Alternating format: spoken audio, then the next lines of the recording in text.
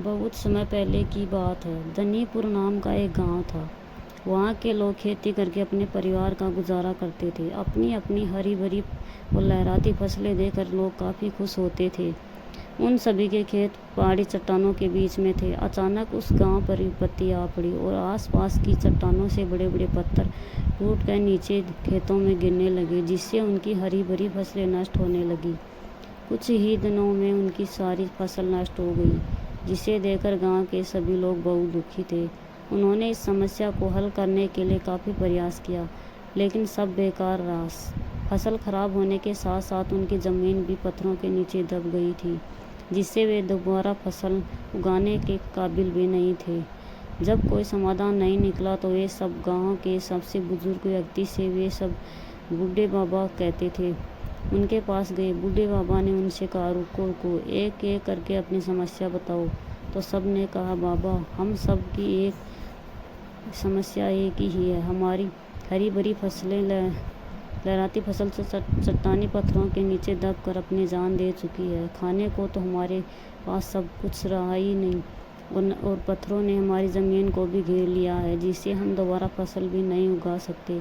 अगर ऐसा ही चलता रहा तो हमें आने वाले दिनों के लिए भोजन की व्यवस्था करने के बारे में सोचना पड़ेगा। लोगों की बातें सुनकर बूढ़े बाबा थोड़ा सोचने लगे, लेकिन इसी बीच गांव के कुछ लोग बोले, क्यों ना हम शहर चले जाएं। वैसे भी गांव में इतनी कड़ी मेहनत करने के बाद भी हम केवल अपने परिवार का ही गुजारा कर पाते हैं। अगर शहर जाएंगे तो अच्छा पैसा कमा पाएंगे और एक आराम की ज़िंदगी जी पाएंगे। तभी बूढ़े बाबा ने कहा, रुको रुको, थोड़ा सोचो। हमारे पूर्वजों ने इस ज़मीन और इस गांव के लिए कितनी कड़ी मेहनत की है, और अगर हम इस ज़मीन और अपने घरों को छोड़कर चले जाएंगे तो हमारे पूर्वजों का अपमान होगा, और हम अपनी जन्मभूमि को इस तरह नहीं छोड़ सकते। गांव के लोगों ने बूढ़े बाबा की बात पर चिंता जताते हुए कहा, लेकिन बाबा, अगर हम यहाँ रहेंगे तो हमें खाना भी नसीब नहीं हो पाएगा। बूढ़ा बाबा ने उन सभी लोगों को धैर्य बंधाते हुए कहा, अगर भगवान ने मुँह दिया है तो भोजन जरूर नसीब होगा। कुछ देर सोचने के बाद बूढ़े बाबा ने कहा, क्यों ना हम इन पूरी दिशा के सभी पत्थरों को पश्चिमी दिशा में फेंक दे। इससे हमारी ज़मीन पहले की तरह ही स्वतंत्र हो जाएगी और हम दोबारा इससे फसल उगा पाएंगे। बूढ़े बाबा की बात सुनकर सब लोग सहमत हो गए, लेकिन कुछ लोग कहने लगे कि हमसे इतनी मेहनत नहीं हो पाएगी। लेकिन बाद में सब लोग मान गए और पूर्वी दिशा के सभी पत्थरों को एक एक करके पश्चिमी दिशा में फेंकने लगे। लगभग एक दिन में उन्होंने अपने खेतों को उन सभी पत्थरों के चंगुल से आज़ाद करा दिया। यह सब देख गाँव के सभी लोग काफ़ी प्रसन्न हुए। और पूर्वी खेत ब्राह्मणों के थे और पश्चिमी ज़मीन पर शूद्र अपनी फसल उगाते थे। जब शूद्रों को पता चला उनकी ज़मीन पर ब्राह्मणों ने बड़े बड़े पत्थर फेंक दिए हैं, तो वे अत्यंत क्रोधित हुए और तुरंत ब्राह्मणों के पास जा पहुंचे। उन्होंने कहा, क्या तुमने इन सभी बड़े पत्थरों को हमारे खेतों में फेंका है? तुमने अपना उल्लू सीधा कर लिया, लेकिन हमारी फसल का क्या? ब्राह्मण ने जवाब देते हुए कहा, हमने तो अपना काम कर दिया, अब तुम्हें जो ठीक लगे तुम करो। यह सुनकर शूद्र काफ़ी गुस्सा हुए और उन्होंने तुरंत पश्चिमी दिशा के सभी पत्थरों को एक एक करके पूर्वी दिशा में फेंक दिए। दिन भर यही सब चलता रहा। कभी पत्थर पूर्वी दिशा में तो कभी पश्चिमी दिशा में। कुछ देर बाद हार कर सभी लोग बूढ़े बाबा के पास गए।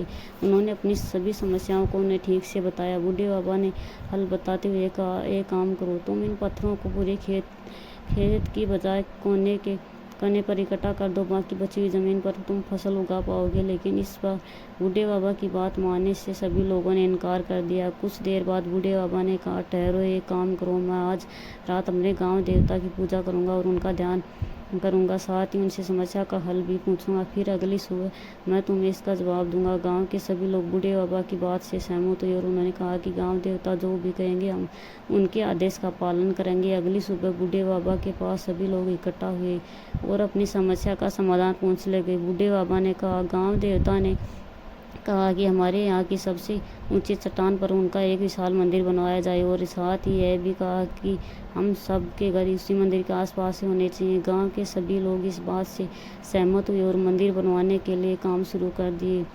सभी लोगों ने मिलजुल कर एक एक पत्थर को ऊपर चट्टान ले जाना शुरू कर दिया। भारी पत्थरों को तोड़ लिया गया और छोटे छोटे पत्थरों को में बदल कर उन्हें घर बनाने में इस्तेमाल कर दिया। कुछ ही दिनों में एक विशाल मंदिर और उसके आसपास घर भी बनकर तैयार हो गए।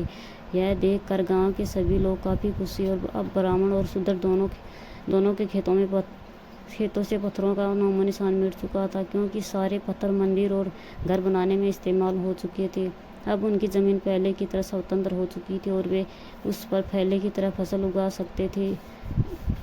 अब उन्हें गांव छोड़कर जाने की भी कोई ज़रूरत नहीं थी। साथ ही चित्र बूढ़े बाबा ने अपने दिमाग का इस्तेमाल करके उन सभी लोगों की समस्याओं को भी सुलझा दिया। अब ब्राह्मण और शूद्र दोनों एक साथ ही उन्हीं घरों में रहते और उस मंदिर के सभी कार्यों को पूरा करते। गांव में पहले की तरह खुशहाली और भाईचारा बन गया। Thank you.